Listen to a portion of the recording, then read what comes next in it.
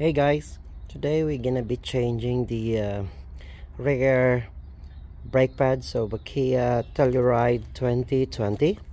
First things first, make sure you jack the car properly and secure it on the level surface. Then we can start removing the tires, and then we will gonna be painting the calipers as well. It's already painted but just needed to touch up. You would have to use the high heat caliper paint, like this. In my case here, this is the caliper paint that I am using. You can pick it up at your local parts store, or for us here in Canada, at the Canadian Tire, they sell those type of paint. If you have actually a engine paint that is high heat, that would work as well with the caliper, but if you have caliper paint, that's the best. So this car actually is equipped with the electronic parking brake system. So what you do is this wire is this, so that you could free up the caliper because it's connected to that. By doing that, it's just like there is a lock in this. Just poke the lock and then you can just then pull this. So while poking it, you can pull that. So this way it's released, and now we can just take out our two bolts, this one here and the other one here at the back. Okay, so I'll be removing that, and then let's see from there.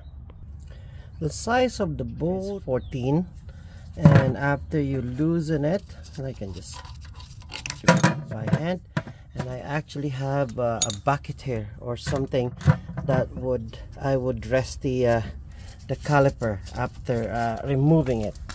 So some of the people, they use like a hanger, a wire hanger, attach it like here or here on the top, and then they will just hang the caliper. So after these two bolts is removed, you can just actually wiggle it your way, and then you can see, you can see that. Keep wiggling it, then it will be out like this. So as what I've said, see, now I have something to rest that on, and this wire is not really strained. Okay, you don't want to hang that on this wire. So here is the brake pads.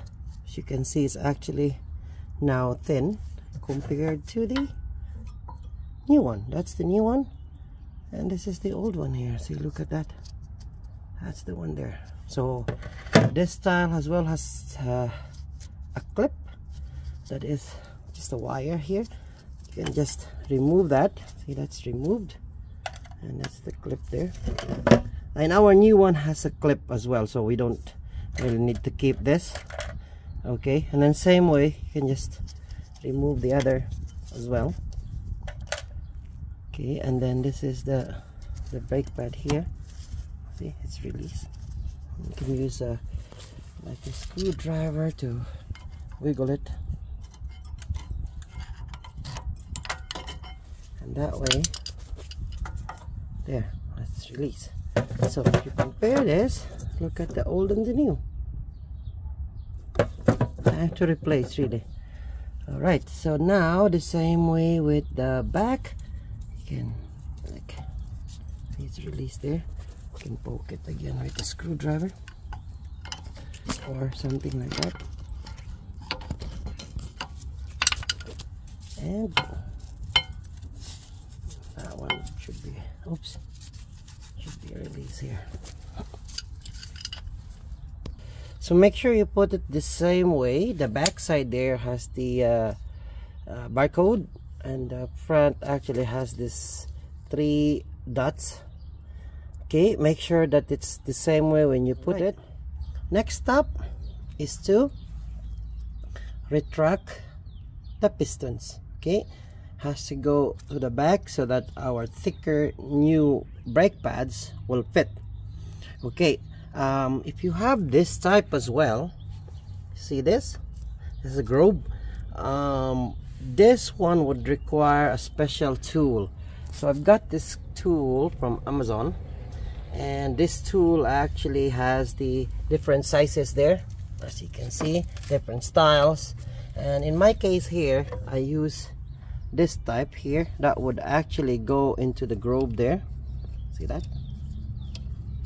It fits. And then I could use like this tool and then twist it. This type has to be twisted, okay? Do not use the C-clamp. C-clamp will not work on this type of brake or piston like others. The other ones you can just push it in, but this one has to be twisted to go in. So it's like that. So how this thing works is this one has to go like this so that you have a plate that could push to the back here. Now to do that, in this type here, I will put it in, okay, and then it will come like this. So that way it should be good to put in, okay. So then it will go like this, and then you can start like twisting, okay. So that's how this tool works, not the C-clamp type. So here, let me show you something. See this? Sorry, I have to use one hand here. See that? It's twisting. So you have to use it like that way.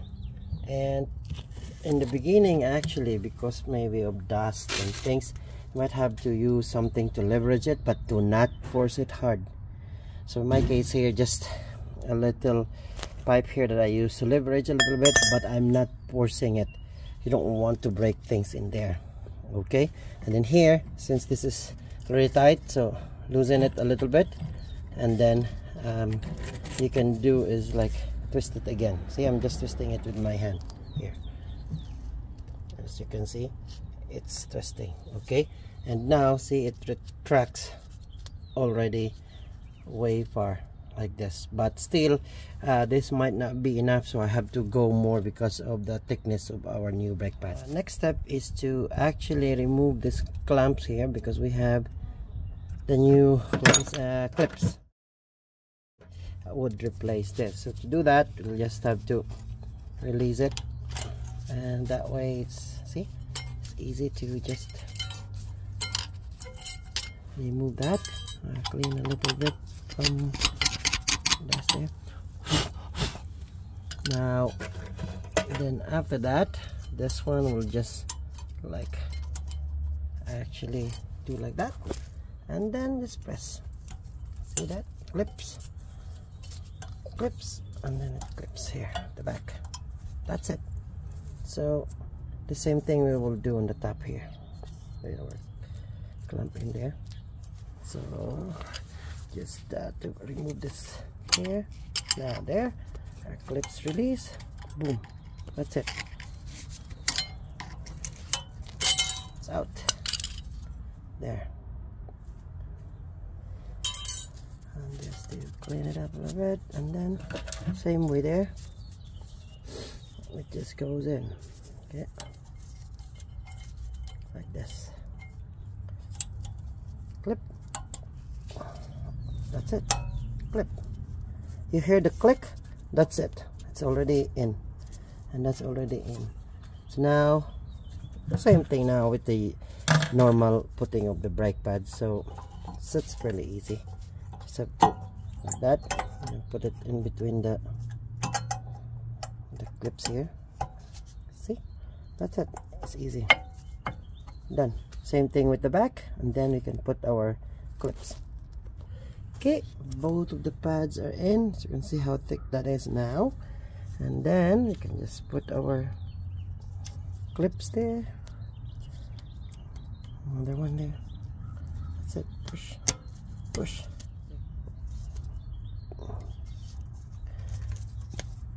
Push, and then push. That's it. See, as you can see there, there's a gap. So this clips is the one that releases it. See? So this is important, guys. You have to make sure you put the clip in this brake system back. Alright, so make sure that the pistons actually goes something like this flash. So now that our caliper fits in properly, okay, what we would do is to just wiggle it back, okay, that it would fit properly.